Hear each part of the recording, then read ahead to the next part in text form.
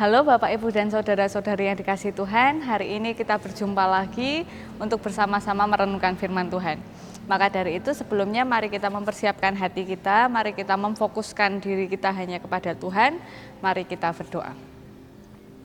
Sungguh Tuhan, kami bersyukur atas penyertaan Tuhan di dalam kehidupan kami. Sungguh kami bersyukur karena Tuhan berjalan bersama dengan kami, memberikan kami nafas kehidupan yang baru, sehingga pada hari ini pun kami dapat bersama-sama merenungkan firman Tuhan, kami dapat bersama-sama menguatkan satu sama lain di dalam Tuhan. Dan sebentar kami akan bersama-sama mendengarkan dan merenungkan firman Tuhan. Kiranya Tuhan memampukan kami supaya di dalam kehidupan kami, apa yang kami pahami, apa yang kami renungkan tentang firman Tuhan dapat kami lakukan seturut dengan tuntunan Roh Kudus. Terima kasih ya Tuhan, di dalam nama Tuhan Yesus kami berdoa. Amin. Bacaan kita pada hari ini berdasarkan 2 Raja-Raja pasal 2. 2 Raja-Raja pasal 2 ayat yang pertama hingga ayat yang ke-12. 2 Raja-Raja pasal 2 ayat pertama hingga ayat yang ke-12 yang berbunyi demikian. Menjelang saatnya Tuhan hendak menaikkan Elia ke surga dalam angin badai, Elia dan Elisa sedang berjalan dari Gilgal. Berkatalah Elia kepada Elisa, "Baiklah tinggal di sini, sebab Tuhan menyuruh aku ke Betel." Tetapi Elisa menjawab, "Demi Tuhan yang hidup dan demi hidupmu sendiri, sesungguhnya aku tidak akan meninggalkan engkau." Lalu pergilah mereka ke Betel. Pada waktu itu keluarlah rombongan nabi yang ada di Betel mendapatkan Elisa. Lalu berkatalah mereka kepadanya, "Sudahkah engkau tahu bahwa pada hari ini tuanmu akan diambil daripadamu oleh Tuhan terangkat ke surga?" Jawabnya, "Aku juga tahu, diamlah." Berkatalah Elia kepadanya, "Hai Elisa, baiklah tinggal di sini sebab Tuhan menyuruh aku ke Yeriko." Tetapi jawabnya, "Demi Tuhan yang hidup dan demi hidupmu sendiri, sesungguhnya aku tidak akan meninggalkan engkau." Lalu sampailah mereka di Yeriko. Pada waktu itu mendekatlah rombongan nabi yang ada di Yeriko kepada Elisa, serta berkata kepadanya, "Sudahkah engkau tahu bahwa pada hari ini tuanmu akan diambil daripadamu oleh Tuhan terangkat ke surga?" Jawabnya, "Aku tahu, diamlah." Berkatalah Elia kepadanya, "Baiklah tinggal di sini, sebab Tuhan menyuruh aku ke sungai Yordan." Jawabnya, "Demi Tuhan yang hidup dan demi hidupmu sendiri, sesungguhnya aku tidak akan meninggalkan engkau." Lalu berjalanlah keduanya. 50 orang dari rombongan nabi itu ikut berjalan. Tetapi mereka berdiri memandang dari jauh, ketika keduanya berdiri di tepi sungai Yordan. Lalu Elia mengambil jubahnya, digulungnya, dipukulkannya ke atas air itu, maka terbagilah air itu ke sebelah sini dan ke sebelah sana, sehingga menyeberanglah keduanya dengan berjalan di tanah yang kering. Dan sesudah mereka sampai di seberang, berkatalah Elia kepada Elisa, "Mintalah apa yang hendak kulakukan kepadamu sebelum aku terangkat daripadamu." Jawab Elisa, "Biarlah kiranya aku mendapat 2 bagian dari rohmu." Berkatalah Elia, "Yang kau minta itu adalah sukar. Tetapi jika engkau dapat melihat aku terangkat daripadamu, akan terjadilah kepadamu seperti yang demikian. Dan jika tidak, tidak akan terjadi." Sedang mereka berjalan terus sambil berkata-kata, tiba-tiba datanglah kereta berapi dengan kuda berapi memisahkan keduanya. Lalu naiklah Elia ke surga dalam angin badai. Ketika Elisa melihat itu, maka berteriaklah ia, "Bapakku, Bapakku, kereta Israel dan orang-orangnya yang berkuda." Kemudian tidak dilihatnya lagi, lalu direnggutkannya pakaiannya dan dikoyakkannya menjadi 2 koyakan. Demikianlah pembacaan firman Tuhan pada hari ini. Sungguh berbahagia kita yang dapat mendengarkan, dapat memelihara dan dapat melaksanakannya di dalam kehidupan kita sehari-hari. Haleluya. Bapak, Ibu, dan saudara-saudari yang dikasihi Tuhan, kalau pernah mendengar cerita, menonton di TV atau mungkin membaca di media sosial, Bapak Ibu akan menemukan bahwa makhluk hidup yang dipelihara, dirawat dan dibesarkan oleh makhluk hidup yang lain akan berperilaku mirip dengan mereka yang memelihara. Salah satu kisah yang terkenal adalah Tarzan. Ya ini cerita yang terkenal. Karena saya suka yang tipe yang suka dongeng-dongeng cerita-cerita, jadi mungkin saya sering membawakan tentang itu. Nah, seperti yang Bapak Ibu ketahui, Tarsan adalah seorang anak manusia, tetapi kemudian orang tuanya mati dimakan harimau, dan kemudian si Tarsan sendiri diangkat anak begitu oleh gorila dan tinggal di sana sebagai gorila. Dan dia kemudian tidak tahu bahwa dia adalah manusia, dan karena dia nggak pernah bertemu dengan sesama manusia, jadi dia memang berperilaku seperti gorila dan hidup seperti hewan-hewan yang ada di hutan. Dan ternyata ini bukan hanya cerita yang terjadi di film saja, tetapi Bapak Ibu boleh membaca ada beberapa anak manusia yang kemudian dia dirawat oleh hewan. Ini sungguh terjadi ya, jadi mereka ada yang di hutan, ada yang hilang dan lain-lain, kemudian ketika keluar dari hutan, mereka berperilaku seperti hewan, jadi jalannya merangkak dan mengeluarkan suaranya itu tidak berkata-kata seperti manusia, tapi seperti hewan. Ya karena memang yang dilihatnya adalah hewan. Ada juga cerita tentang anak elang, telur anak elang jatuh, kemudian dirami oleh seekor ayam, kemudian ketika dia besar menetas, dia kira dia adalah ayam, jadi dia mengais-ais makanan seperti ayam, dan dia melihat ke atas, keren sekali elang itu, tanpa dia pernah tahu bahwa dirinya adalah elang. Tapi dari cerita anak ayam dan anak-anak manusia termasuk Tarsan, ini ada dua cerita yang berbeda. Cerita Tarsan berakhir pada ketika dia bertemu dengan manusia, dia tahu bahwa dirinya manusia. Walaupun nanti akhirnya dia juga kembali ke hutan, tetapi dia menemukan kembali identitasnya, hidup sebagaimana mestinya. Sedangkan si anak elang yang kemudian jadi ayam ini tidak pernah tahu. Jadi memang ceritanya berhenti sampai ya dia taunya dia ayam gitu. Jadi memang mungkin ada beberapa versi ya, tetapi yang saya baca ya dia taunya bahwa dia ayam, dan banyak orang berkata ya kalau kita nggak tahu potensi kita yang sebenarnya, kita akan menjadi sia-sia dan lain-lain. Nah, tapi terlepas dari itu, dari dua cerita ini atau beberapa cerita yang sedikit sama, ada satu hal yang perlu kita renungkan. Ini bukan kata-kata yang klise, bahwa bersama dengan siapa kita bergaul itu sangat menentukan siapa kita. Bersama dengan siapa kita menghabiskan waktu, itu menentukan siapa kita. Makanya kadangkala suami istri itu ada persamaan setelah menikah lama. Jadi entah cara bicaranya, entah pola pikirnya, entah apa itu, keberaniannya mungkin menjadi sepakat. Karena setiap hari yang mereka jumpai adalah orang yang sama. Jadi kemudian saling mengcopy satu sama lain, menyalin satu sama lain. Nah, ini juga yang dapat kita renungkan pada kali ini. Siang hari ini kita membaca kisah tentang Elia dan Elisa. Ini hanya sepenggal kisah dari kisah mereka, dan ini tentang perpisahan mereka. Jadi kalau Bapak Ibu membaca, Elia itu sudah berkarya bersama Tuhan bertahun-tahun dengan luar biasanya, kemudian Tuhan memanggil Elisa, lalu Elisa ikut bersama dengan Elia. Nah, ketika dia tahu bahwa Elia akan terangkat ke surga, dia tidak mau meninggalkan Elia. Padahal Elia sudah bilang berkali-kali, sudah kamu di sini saja, saya mau ke sana karena disuruh Tuhan ke sana.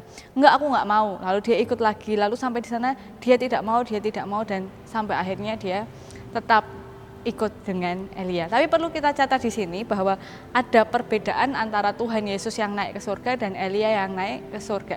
Seperti yang sudah bersama-sama kemarin kita renungkan di hari kenaikan Tuhan Yesus dalam khotbah yang disampaikan, bahwa kisah pelayanan Tuhan Yesus itu belum selesai. Jadi kenaikannya ke surga dan kemudian kejadian setelah itu tuh masih ada karya keselamatan yang dilakukan. Sedangkan ketika Elia naik ke surga itu memang karena tugasnya sudah selesai, tugasnya berkarya bersama Tuhan di bumi ini memang sudah selesai. Nah, ketika sudah selesai dan sudah waktunya bersama-sama dengan Tuhan, ini menjadi kegalauan bagi si Elisa ini. Nah, maka dari itu melihat keresahan. Jadi memang beberapa nabi. Jadi memang pada saat itu nabi bukan hanya 1-2, memang banyak, tapi tidak banyak yang menonjol begitu ya. Yang menonjol salah satunya ya Elia dan kemudian nanti Elisa. Nah, ketika ditanya sama Elia, ya kamu mau tak tinggali apa? Kan ini penting ya. Jadi Bapak Ibu ketika sukanya kan bertukar oleh-oleh atau bertukar apa ya dengan orang-orang yang kira-kira akan berpisah jauh kan, kadangkala memang kita punya kenang-kenangan gitu. Jadi kamu mau tak tinggali apa, mau tak wariskan apa, karena biasanya warisan itu diberikan kepada anak, tetapi Elisa ini bukan anaknya Elia tapi minta warisan, mau dikasih warisan apa. Nah lalu jawab Elisa pada saat itu adalah, biarlah kiranya aku mendapat 2 bagian dari rohmu. Jadi ini tidak bisa ditafsirkan bahwa berarti dia lebih keren dari Elia atau tidak lebih keren dari Elia atau menjadi sama seperti Elia, tetapi Elisa ini ingin ada bagian dari Elia itu tetap ada pada dirinya, supaya dalam karyanya Elisa itu ada keteladanan yang diambil daripada Elia, dan ada kuasa yang dimiliki Elia juga dimiliki oleh Elisa. Jadi ini lebih seperti kayak penguatan diri sebelum berjalan maju. Nah, beberapa hari yang lalu kan kita sudah membahas soal mentor-mentor dan lain-lain. Nah, ini juga Elisa butuh itu ketika mau ditinggalkan oleh Elia. Jadi dia membutuhkan kenang-kenangan dari Elia supaya dia bisa bergerak nanti bersama dengan Tuhan, supaya dia kuat berkarya bersama dengan Tuhan pada waktunya nanti. Bukan berarti dia nggak percaya sama Tuhan ya, tetapi memang kadang kan kita butuh hal-hal yang seperti itu gitu. Karena kita ini manusia yang sangat bukan bergantung, yang sangat menyukai simbol-simbol. Jadi manusia itu memang sukanya simbol-simbol untuk menggambarkan suatu keadaan. Nah, apa yang bersama-sama kita pelajari dari kisah Elia dan Elisa pada saat ini? Yang bisa kita pelajari pada saat ini adalah bagaimana pengalaman rohani kita itu bersama orang lain nyatanya bisa menumbuhkan pengalaman rohani kita sendiri. Yang Elisa saksikan di sini, jawabannya Elia tadi adalah, yang kamu minta itu sulit, tapi kalau kamu bisa melihat bagaimana nanti aku diangkat, nah mungkin itu akan terjadi padamu. Jadi 2 roh yang tadi diminta, 2 bagian roh yang tadi diminta itu tidak bisa diberikan, tetapi ketika si Elisa bisa melihat pengalaman rohani milik Elia, itu bisa menumbuhkan pengalaman rohani bagi dirinya sendiri. Jadi memang Elisa tidak ikut terangkat bersama dengan Elia, bahkan tidak ada dampak langsungnya kepada Elisa, tetapi pengalaman rohani itu menumbuhkan pengalaman rohani milik Elisa sendiri. Nah, ini pentingnya kakak rohani, mentor, pembina rohani, pembimbing rohani. Bahkan kalau kita membaca buku atau menonton video dan terutama Alkitab, bagaimana ternyata pada kenyataannya keberadaan orang lain, pengaruh orang lain itu bisa juga menumbuhkan pertumbuhan iman kita, pertumbuhan pengalaman rohani kita sendiri. Nah, mungkin Bapak Ibu ada yang punya mentor begitu, atau kakak rohani, pembimbing rohani, atau yang mendampingi secara rohani, atau mungkin tidak secara ofisial atau tidak secara memang diberikan status ini kakak rohani saya, enggak, tapi memang ada, ya orang ini adalah orang yang cukup berperan dalam diskusi rohani saya. Nah, itu mungkin bisa dituliskan di kolom komentar, atau habis ini bisa ditelepon mengucapkan terima kasih dan lain-lain. Nah, hal ini sangat penting karena pengalaman kita ini terbatas Bapak Ibu, pengalaman kita, kehidupan kita itu sangat terbatas. Nah, maka kita membutuhkan juga pengalaman-pengalaman rohani orang lain yang kita lihat atau kita dengarkan dari kesaksian mereka untuk menambah wawasan kita dan membuat kita melihat hal-hal yang selama ini tidak kita sadari sebelumnya. Nah, ini jadi saya memang bertemu dengan beberapa orang yang secara tidak sadar memang kemudian menumbuhkan pengalaman rohani saya. Jadi mereka ini bukan yang ya adik rohani, kakak rohani, enggak seperti itu, dan enggak yang saya harus telepon minta didoakan, tidak, tapi dalam kehidupannya mereka, dalam kesaksiannya mereka itu seringkali istilahnya itu menampar dan kemudian membantu saya bertumbuh secara rohani dan bahkan membantu saya merefleksikan kembali yang saya alami, dan ini sangat penting.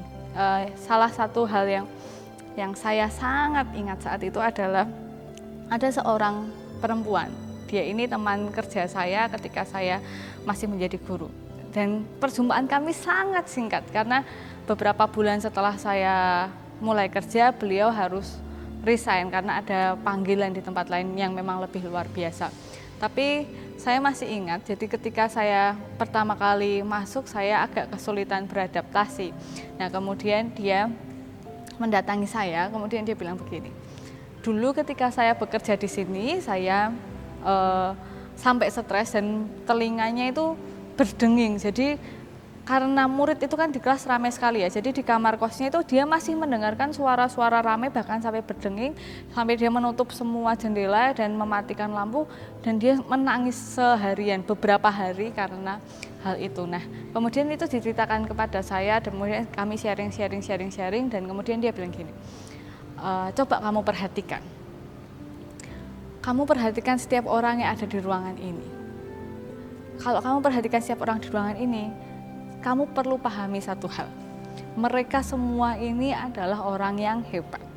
Saya kemudian ngeliatin kakak ini karena saya dengar banyak sekali rumor tentang Bapak A, rumor tentang Bapak B, dan lain-lain. Lalu dia bilang bahwa semua orang ini adalah orang hebat. Lalu saya tanya, kok bisa? Iya. Lalu dia ceritakan, Bapak itu walaupun begini tapi dia itu sisi baiknya begini, dan semua orang itu punya sisi yang baik. Dan kakak ini membantu saya melihat orang-orang itu dari sisi yang berbeda, itu pertama.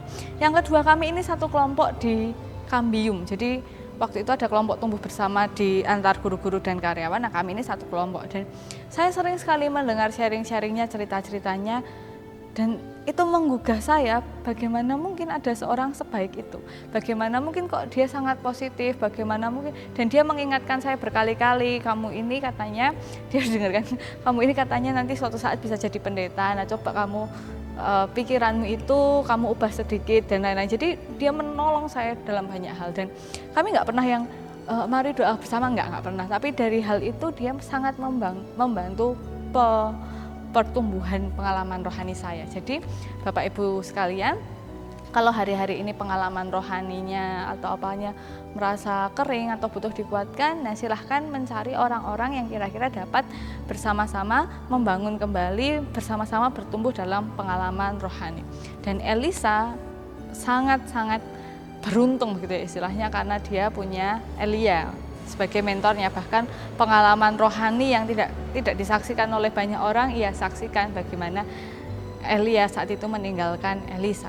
Nah, nanti bisa dibaca lagi lebih lanjut, ada kisah-kisah tentang kepergian Elia yang juga dilakukan oleh orang lain. Cuma ada pengalaman rohani yang membantu Elisa kuat untuk menjalani tugas dan panggilannya. Dan begitu juga dengan kita, begitu juga dengan Bapak Ibu yang hari-hari ini mungkin sedang loyo, sedang bingung, sedang kering, dan lain-lain. Mari kita membangun rohani kita bersama-sama, mari saling menguatkan di dalam Tuhan, dan semoga semakin banyak sharing-sharing, semakin banyak kita melihat orang-orang baik, pengalaman rohani kita juga bisa ikut bertumbuh bersama dengan hal-hal baik yang kita lihat di luar sana. Mari kita berdoa. Kami sungguh terbatas ya Tuhan, dan dalam keterbatasan ini Tuhan memberikan kepada kami orang-orang yang baik, orang-orang yang hebat, orang-orang yang menolong kami di dalam kebutuhan kami, baik kebutuhan jasmani bahkan kebutuhan rohani kami. Orang-orang yang membantu kami semakin mengenal Tuhan, orang-orang yang membantu kami melihat karya Tuhan dengan lebih lagi, dan orang-orang yang Tuhan pakai untuk berjalan bersama kami.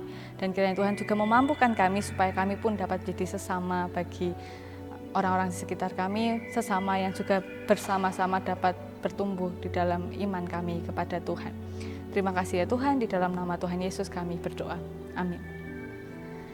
Nah, hari ini memang saya tidak membahas sama sekali tentang hal-hal yang saat ini sedang banyak dipergumulkan, karena memang ada waktunya kita refresh sedikit hal-hal yang sudah terlalu sering mengurung kita. Nah, dengan sedikit refresh, sedikit melupakan, bukan kemudian ini ya tidak peduli, tapi dengan sedikit meletakkan masalah itu mungkin kita bisa membersihkan pikiran kita. Yang penting tetap semangat, tetap sehat, tetap jaga kondisi, jaga kebersihan. Tuhan Yesus memberkati kita semua. Sampai jumpa.